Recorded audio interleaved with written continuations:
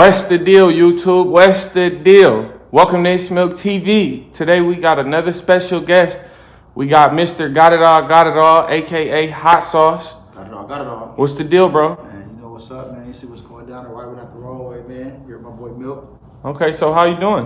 Man, I'm good, man. I can't complain, man. Everything is good. God is good. Okay, we just wanna get the fans a little bit of you feel me? So where did you grow up at? Like, are you originally from California? Yes, sir. I'm from LA, you know, Baldwin Village, Crenshaw District to be exact. Grew up in the West Adams District as a early age, elementary school, but always went to school in Baldwin Village, and my 4th, 5th grade, moved to the J's and shit. That's where I really became, a man at, in the jungle area of LA, California. Okay, so describe that just a little bit. You feel me about how was it as a teenager in the jungles? You feel me? What was a day-to-day life for Hot Sauce? Man, it was crazy, man. The peer pressure that was around me and all of us back then was thick. There was a lot of people around, a lot of teenagers. It was a big community. Way more people outside than it is today. And back then it was more so like, shit. You gonna join a gang or you're not gonna join a gang? It wasn't too many people doing the right thing. Most people was doing the wrong shit, and shit, that was a heavy influence, So, I'm blessed to still be here. Lost a lot of homies on the road to this age, How was it going to school in the village? Like, describe going to school, middle school, high school, a little bit. Going to Audubon, a lot of people was like, it was a lot of peer pressure at all times, 24/7, just being in the inner city, with the gangs and shit like that. But, Audubon, niggas was trying to find themselves. Got to Dorsey, experienced my first loss of a friend. And, that's when a lot of people start turning, official from the gangs. And, it was just crazy. Stepping from the Dorsey, being around the 12th graders as a 9th grader, it was like, damn, these is grown-ass men. This is a whole different playing field. Females look older. But, I enjoyed it. Went to View Park continuation. And, was blessed to make it through all of that. Shit, I don't know. It was just different, Average shit from a Crenshaw district kid, and Crenshaw versus Dorsey games and shit. Wish you can go back and relive the moments. Those were some of the best moments, growing up. Did you finish high school? Yep, I finished high school thanks to View Park continuation, a little continuation school on the side of Dorsey. Helped me complete it and get my credits through. I barely made it, but I made it. So I think I forgot. What exact age did you start rapping? Shit. I think I always was trying to freestyle and shit for years, probably since since middle school, maybe like 12, 13, but it wasn't hot. Homies wasn't really feeling my shit, you feel me? I would try to rap, freestyle in the freestyle sessions. I wasn't the flow that was always getting people attention. I didn't really start trying to rap until about like high school. I would say they had this Freestyle Friday thing at Dorsey. I tried it out, won my first week, then lost the second week, but it wasn't up until, I would say, when Instagram took off. So I really give a lot of credit to Instagram. Instagram posting them videos when it used to be 15-second videos and it changed over to like a whole minute. That shit gave a nigga a lot of courage to just do my own little video in the car, get my confidence up, post it, and the feedback is what caused me to keep going and go harder. At that point, I was probably already like 22, 23. When was your first performance, and how is that for you? Like getting in front of a audience or a crowd and rapping. Man, how does it feel? Shout out to the Turn Up Kid, man. My first performance was probably like a bike club or some shit. I think it was, and it was a crazy feeling when I went in there and people already knew the song and knew the lyrics. It was a great feeling just seeing the feedback from the crowd reaction. And then the dude who ran the whole party, the function. He stopped everything, like, nah, run that shit back. It's one of my favorite songs. We gonna run that shit back. So when he ran it back, that shit was man, I can't even describe the feeling. It was a great feeling. And then my second show after that was probably like the All-Star weekend of like 2019, I don't know, 2019 I wanna say. And I opened up for Sugar Free. And that shit was like, man, next level feeling, you feel me?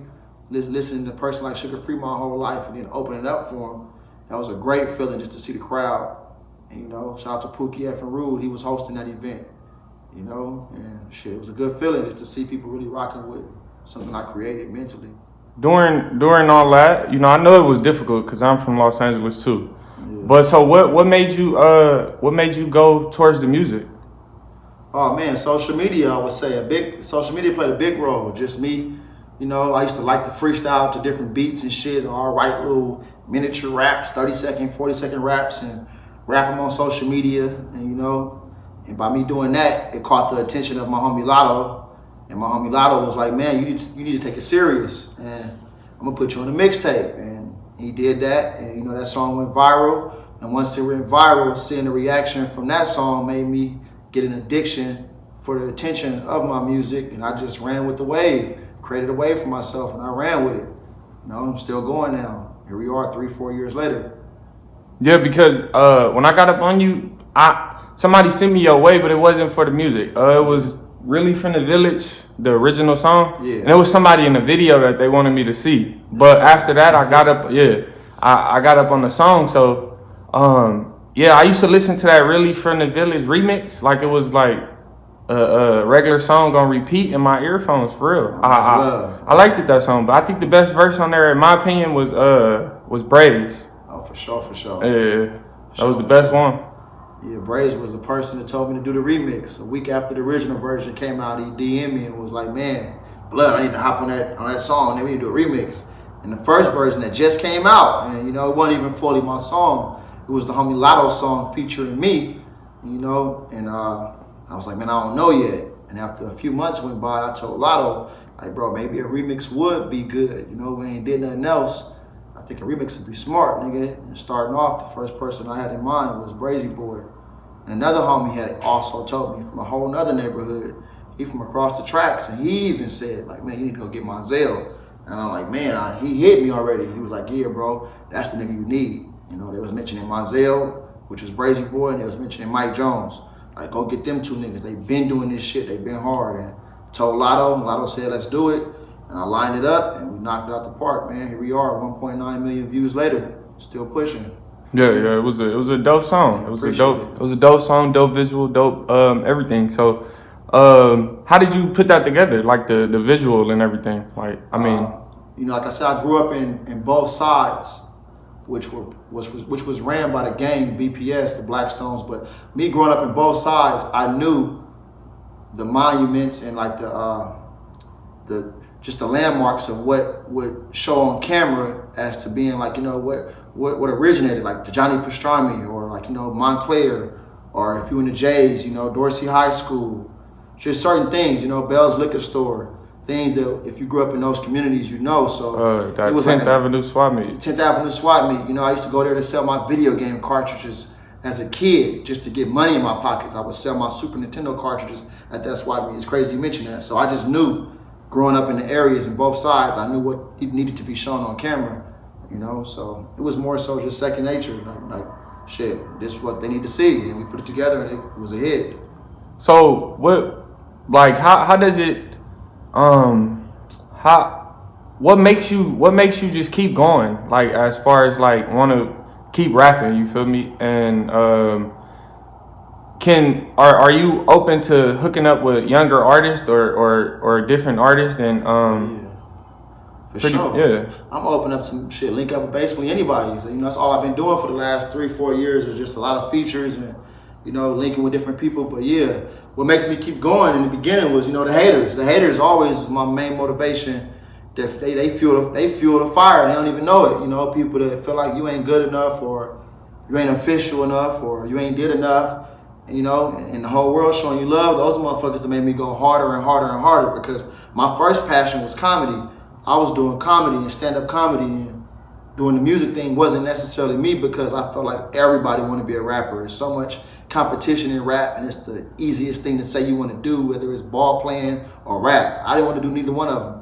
I figured the comedy thing would be my lane. But once Really From the Village took off, and then I seen a reaction from certain people that was hating, and I'm like, nigga, I got a lot more where that came from. Oh, you think that I'm trash? You think that I'm this? And then of course, I can't even front the attention from social media, you feel me? Your followers, your views is growing. Who don't want that if you're on social media? So just seeing the reaction from people, shout out to Joe Moses, BG Perico, shout out to Diamond Lane, and people was like the first to repost my shit. And seeing those names that I was already listening to as a fan, reposting my shit, shit, that was all the motivation I needed to like, nigga, I gotta gas up. I got way more than that, you feel me? I just been running with the wave. Okay, so and how did the song come together with you and Big Sad 1900? Oh man, Big Sad.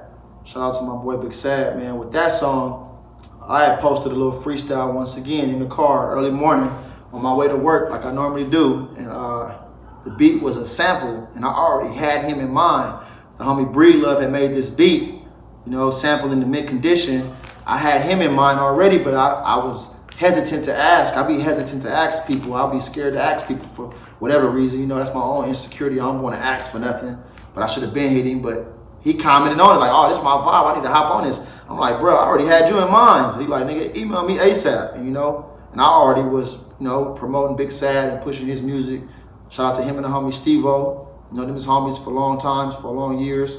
And shit, it just came together easily because shit, he was already with it when he heard my freestyle and the sample of the beat. You know, those are the kind of beats he liked, which is them old school classic samples.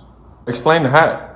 The hat, man, I made these niggas rap again, man. And the reason for this hat, I feel like, you know, of course it come from the Donald Trump Make America Great Again, with, you know, but we ain't pushing that. But I feel like once I started rapping, a lot of individuals who probably been doing it way before me, you know, feel like they got more years than me or they better than me. They got a different fire up under their ass when they seen me taking off, you feel me? A lot of people came back and started rapping, you know? I ain't gonna name no names, but you know, I just feel like, nigga, I caused a wave of rappers to really get back in the studio. And now there's so many different homies that rap of all ages is just like going back to studio, shooting videos again. You feel me? And I just feel like, nigga, that was me. I made these niggas rap again.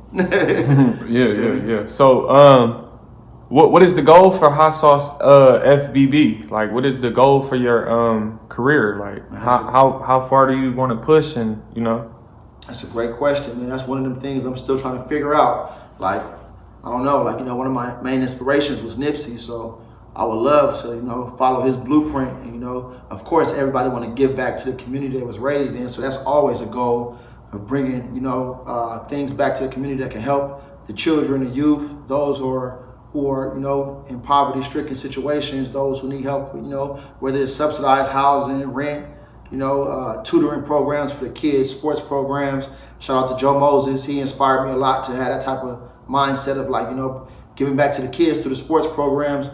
But, you know, I'm just trying to figure it out. You know, I really don't have a definite angle of where I need to go at with it, but that's definitely a goal. Just bring it back to the community and give back to the kids who are less fortunate, you know. Even are fortunate, but just need help. You know, that's my main thing. Bring it back to the community and give back. You have any projects coming out right now?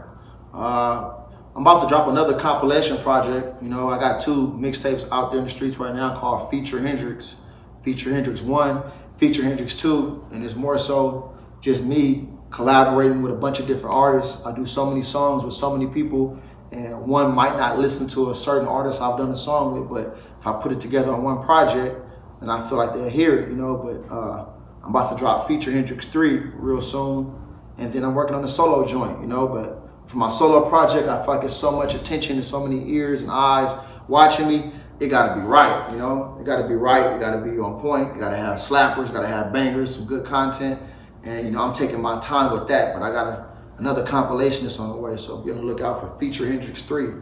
So, what's the process of putting down the music? Like, how long does it take you for like album? You in there freestyling, writing it down? What? I ain't really a big freestyler, so I can freestyle, but for the music making, for the most part, I'm a writer. So, you know, I work for Metro. I'm a bus operator. So a lot of times, most of the songs I've written have came from me being behind the wheel. You know, we get a schedule every day on a piece of paper. I flip that paper over. I'm driving a bus. I'm at red lights. A lot of these motherfucking raps I didn't wrote then came at red lights. I'm at red lights, writing ideas down, writing bars down. I get to the end of the line. I got layover breaks, 10, 15, 20 minutes. I'm listening to instrumentals. And a lot of them times of doing that have came into real songs, have turned into real songs. So, you know, that's really the main process, is just me going to work, zoning out at work. That helped me pass time during my day job, you know. So is that the hard thing to juggle? The rap career plus the work? Yeah, definitely. It definitely is a hard thing to juggle, you know, especially with working a 9 to 5, because, man, at work all day long, especially with Metro, They work me all day long, sometimes 15 hours a day.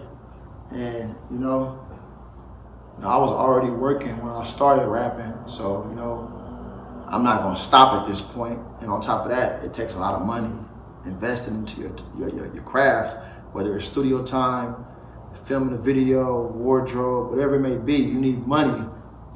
I figure I might as well do it the right way and not the wrong way. So I go to work and shit, that's funding my machine, I don't want to go to work. Oftentimes I'm waking up at 1 in the morning, 2 in the morning, 3 in the morning, 4 in the morning, 5 in the morning, all hours of the day, you feel me? Barely even getting sleep.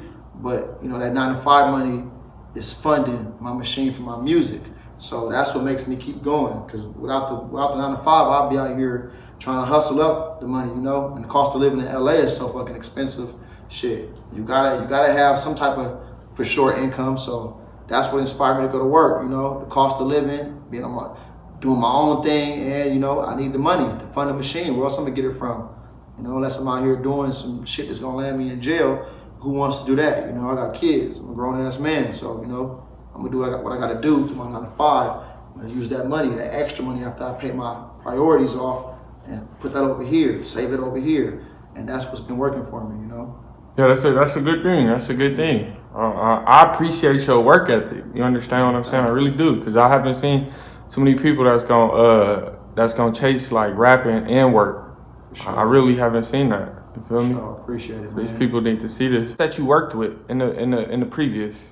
Oh man, shout out to Yakasita the Don, Yakahanis. You feel me? Fix your motherfucking face. That's one of the main people I'm working with. Of course, Lotto, Infant. Chuckster, Bloodhound. My boy Janky. Man, so many different artists, man. So many different artists, man. I work with all type of people, man. Of course, Big Sad. Man, who else? Dapper Said, Joey G, Younger Belly, Slumlord Trill. These are all artists out of the community. What's the ticket for a HotSauce verse? Is it a ticket, or like what is it just dependent on the person? Of course it's always dependent on the person, but for motherfuckers who I don't really know like that, you wanna come get one of these, 500. You feel me? 500 is what I want to put it on just right now. That price is subject to change. All the music is streaming everywhere, right? Yeah, everything I got is on all platforms right here. Growing Pains featuring Big Sad on all platforms. Just look up HotSauce FBB, HotSauce, and Really From the Village, and most of my content gonna fall up under them titles. One more thing, I think I know, but what does the FBB stand for? Fuck being broke, man. Future of big business. Fucking bad bitches. Whatever you want to make it stand for, but for real, fuck being broke. That's my clique of my homies that I grew up with since a young teen. Shout out to my boy Joey P. You know what I'm saying? Shark, Beezy, that's clique of homies I grew up with since a teenager. Started this little clique called Fuck Being Broke. And for the most part, we really wanted to build a brand and get into business, whether it be, event planning, I don't know, whatever it may be, but I took it with my own little thing and ran with it with my music and my comedy. And who can't relate to fuck being broke, you feel me? Yeah. I just wanted to get you on here on It's Milk TV, to bring your story to your fans that's on my channel. Like I said, you got a dope story, because I don't know too many people that's working and rapping and still trying to push, you feel me? And that's from, the Baldwin village, so. Appreciate it. Give me some names of some artists that you do want to work with. That's probably mainstream or not. And of course, Dr. Dre, man, that's big time. Dr. Dre, Future, one of my main people that inspired me. I wanted to work with Nipsey, rest in peace to him. I feel like that's the GOAT. Kendrick Lamar, J-Rock, the whole TDE crew. I was a big fan of RJ. Who else? I want to work with E40, Snoop, Love will work with Hov if that could ever happen, you feel me? Lil Wayne, Drake, the whole Cash Money, Young Money, Squad, Gucci, Guwap. I'm real open-minded when it comes to the artists. Andre 3000, Outkast, Lauryn Hill, Erykah Badu. I want to work with a little bit of everybody from all genres of the music game, Okay, and so do you just want to stick to the rapping, or do you have plans to try to maybe go into the acting, or for sure? I for sure want to get back into my comedy lane, because I feel like that's a natural thing for me. Just comedy, stand-up comedy, whether it be acting, skits, you know. Shout out to Nick Cannon and the whole Wildin' Out thing. Shout out to Watson McQuine for throwing me on them skits that he threw me on. You know, I definitely want to get back into my comedy bag. So comedy is one of the things I'm going to bounce back and forth between that and the music. And, you know, one of them going to take off, I feel. Okay, so and how is life being a rapper that really don't smoke weed or don't really, you know, Man, I've been get high like that? And I was smoking weed since like 6th grade. So for me, that shit got old and played out, you know. And I would get high and I can't think when I'm high. I'm too lazy, man. I'm one of them people, I smoke, I get the itis, I want to eat, and it's over for the day, you feel me? So me, I need to be sober. So I might drink a little bit, but other than that, you know, I don't know. I never really needed to smoke or nothing like that to create music. And I'm better when I'm sober. You know, I think more. So for me, it's nothing. It comes with ease to be sober and creative. I feel like we can party and turn up once this shit is done. So I will interview with Pac, like he said, we ain't got all day, man. Get in here, rap that shit, let him come over here and you do that. Whatever we talking about is the chorus, and get about this motherfucker. I ain't got time to sit, smoke weed, drink, and party. How did the Okie Dokie song come about? Like, how did you put that together? Man, shout out to Brazy Boy. You know, before Brazy Boy passed, we were supposed to have a mixtape, you know, and he had an idea of us doing the Funky Expedition remake, and that chorus was something that he had created, and he used to rap it here and there. And one day I was like, man, let me get that on voice record. So I used my iPhone, I pressed voice record. I'm like, man, rap that shit again. I played the little Funky Expedition, a little instrumental, and he rapped that shit in there into my little voice recorder. And we never got a chance to get to it. So once he passed, you know, I told his sister, Yakahanis, like, man, got this voice recording from your brother. Maybe we could do the song and, you know, redo what he was about to create. So, you know, we redid it, and, you know, it was a success. It was a smash, you know. But definitely that was something that Brazy Boy had created, and we just remade it from the voice recording, the original voice recording I had. You're independent, so would you be interested in like signing a label deal? Like, is that something in your entrance? I mean, you know. Of course, if the money is right, who wouldn't want the money up front? So, you know, if the money is right, of course I would take it. But if it's a bullshit ass 360 deal, I don't want nothing to do with it. I'd rather do my own thing, struggle till I come up. You feel me? And I don't know. If the money is right, of course I'm gonna take it. And when it comes to what's right, that's something we have to talk about and go over. But I'm not looking for a deal because, you know, I've seen so many stories and situations with artists in the past, in the history with music, of getting, you know, fucked out of situations. So right now I own everything that I'm doing. I run my own program. I'm more so looking for a distribution deal. You know, help me distribute my music. Help me get it on a larger, help me get it on these billboards. Help me get it in Target. Help me get it over here, you know, so. I don't know, but if the money is right, of course I would sign. Let them know your Instagram. Do you have a YouTube, like an official YouTube page and everything else like that? Yeah, my Instagram is Sauce23FBB. That's SAUCE 23FBB. My YouTube page is HotSauce FBB. And shit, you go on those, look up those links, and you'll find everything you need to find associated with me. Your boy, Mr. Got It All, Got It All. For sure.